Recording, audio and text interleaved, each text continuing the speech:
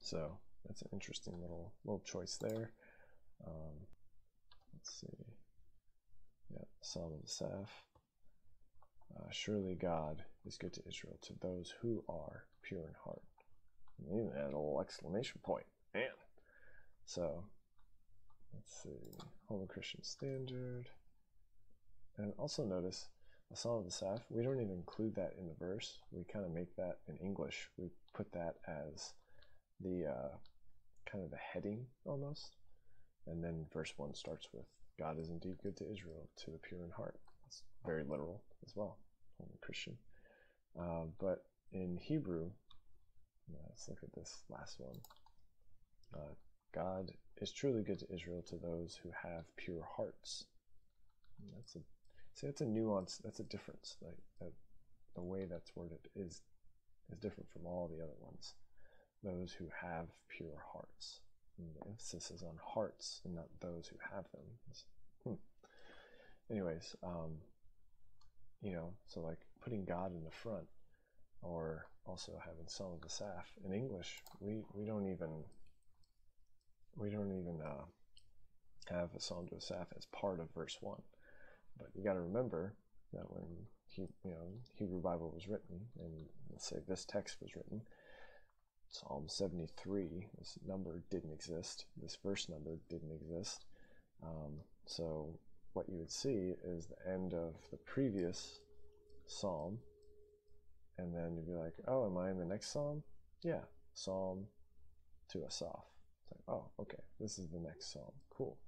And so you'd make a break in your mind about where this one began and the other one ended, because it was just a string of consonants and no vowel pointings, so none of these little dots and dashes and stuff. It was just consonants, and you had to know how to say things without any vowel, indications. Wild. So there it is. Truly, God is good to Israel, to those of a pure heart. Verse 2. Let's do that. Alright, so I'm going to say, so again, interlinear kind of style. And I, as a little, or almost, stretched out the feet of me, as nothing, they were poured out, steps of me. There's a variant, so that's what this big Kaf is. And I pulled up this other one because it shows the variant reading here. Because remember, these vowel pointings weren't there way back when this was written. It was just these consonants, and the little points were added later during the Hellenistic period, because Hebrew children were not learning Hebrew, they were learning Greek and becoming Hellenized in the Greek world. And so all these pointings got added, so that way the proper vowel sounds could be pronounced if you didn't know what was supposed to be there anyways, just by context, really. So they added all these pointings to indicate vowels. Well, when you're reading it aloud, maybe you pronounce it slightly different, and so the scribe would write down what they heard, and it could have been, so notice, see this little comets, so maybe they heard a comet sound after the T sound. The comets would be at ah, like father, so na tui, or tue, na teu, or na tavu, like very, very close. And so they write down, so it becomes a little bit different. It's all the same word, and it's in the same family of words. It's just slightly different in how it sounds. But anyways, and I, as a little, slipped the feet of me, as nothing they slid steps of me. So that's a very literal, even word order, kind of interlinear thing. So a couple of things I found very interesting about this verse. So here's a couple of translations. And as for me, my feet were turned aside a little. My steps slipped a little and became just as nothing. And as for me, my feet were almost turned aside. My steps slid and almost became as nothing. Let's compare. But as for me, my feet were almost gone. That's interesting. My steps had well nigh slipped. So notice this just as nothing ends up getting put here in the word gone, right? And they put it here at the end of the first part of the verse because that's where it is, right? The feet of me as nothing. So then, semicolon, next part of the verse. And that forms a parallelism, right? But as for me, my feet were almost gone. Right? They had almost become as nothing. My steps had well nigh slipped. So we got my feet, my steps, almost gone, well nigh slipped. So there's a parallelism there. There's the idea in the first part is kind of completed in the second part. Or it goes a little bit deeper, or sometimes there's contrasts, or sometimes it just, the first part brings up a thought and the second part kind of completes it, or the first part brings up a thought and the second part just goes a little bit deeper. So I would say this one kind of, it's either kind of completes the thought or it goes a little bit deeper, but that's why they put gone there, because they're trying to capture the idea of the feet becoming as nothing. But what really interested me was this stretched out word. And so I looked it up in this lexicon here, and so it's nata. And if you look it up, there are 16 entries for the use of this word. So now a little sidebar as to what's going on here. So we got verse 2, there's nata. We'll go over to, this is the one that I like. All right, so it pops up over here. So notice, here's the word. Tells you it's a verb, gives you the Strong's number, and also the Theological Word Book of the Old Testament number. And then it lists all the uses of the word in the different stems in Hebrew. So that's important because words don't have, hey baby, words don't have meaning outside of a context. They only have meaning within a context. So dictionaries don't define words for you. Dictionaries only report how words are used within certain contexts. It's kind of a change in the way you might think about how words, get their meaning. But I mean, if you looked up in a dictionary, let's say,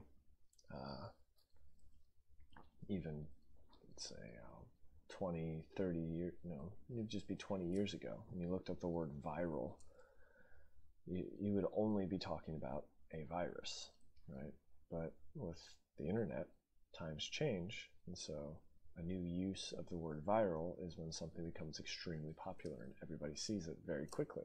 It spreads like a virus. So,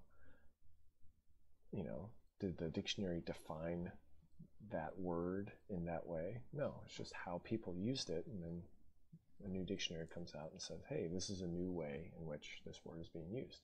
Now, when it comes to, looking up words in the lexicon, in, a Hebrew lexicon or whatever, what you're looking at is how it's used within certain contexts within the Bible. And then sometimes sometimes you'll find lexicons that include not just the Bible, but extra biblical literature of the same time period, so you can get how people were using it, not just within biblical literature, but also outside that, which is super helpful. But there's 16 different entries, so this word gets used in a lot of different ways. So it's very broad. But the initial idea is to spread out, right? To spread out. Linear motion or nonlinear motion of an object covering an even larger area extending from a source. Excuse me.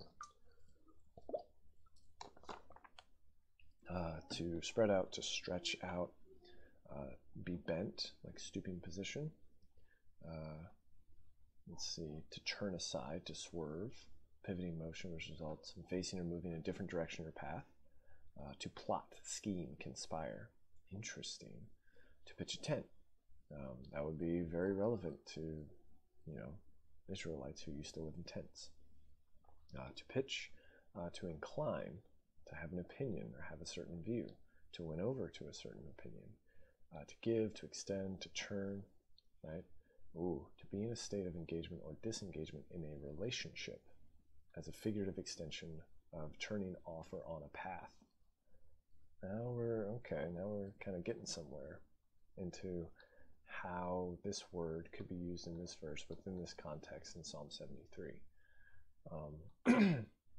Turn, stay, measure, brandish like a weapon, pervert. There's all, so 16 entries. There's a lot. This is used in a lot of different ways. So here's kind of what I wrote. This resource has 16 entries for the use of this word. The following uses are in the cal stem or the cal passive. It has the idea of movement outward, like a tent being stretched out to cover more area. So that's the concrete idea in some contexts of how this word is used, but the idea is to stretch, right? It means, in one context, it means to pitch a tent. The tent is being pulled and stretched out. Thus, this term can mean to turn aside, as in a change in direction, like a tent being pulled in a different direction or a person walking down a different path. Moving away from concrete actions, metaphorically, in some contexts, it means to plot, to scheme, to incline to a certain opinion, to turn away from a relationship, like turning down a different path. Lastly, in a very specific context, it has the idea of to seduce.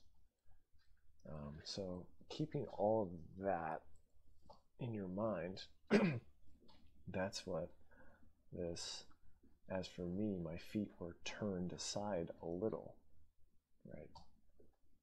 That's that word, natah, stretched out, right? Or turned aside, or inclined to a certain opinion. They're turned away from a relationship, right? A little. And it's applied to his feet. Like, why would it be applied to his feet? Because his feet are walking down a certain path. And that's why I picked turned aside. Because he's talking about his feet, and his feet slipping, right?